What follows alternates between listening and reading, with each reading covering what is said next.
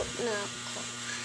At abangan niyo na lang ako matapos maligo. So, ayun, kakatapos ko lang maligo. Bibihis lang ako. So, ayan, nakapag-bihis na ako. Magpapulbo na lang tayo. Kuhain ko lang yung pulbo. So, ayan, ito yung gagamitin natin. Hindi ko alam kung anong tawag dito. At ito.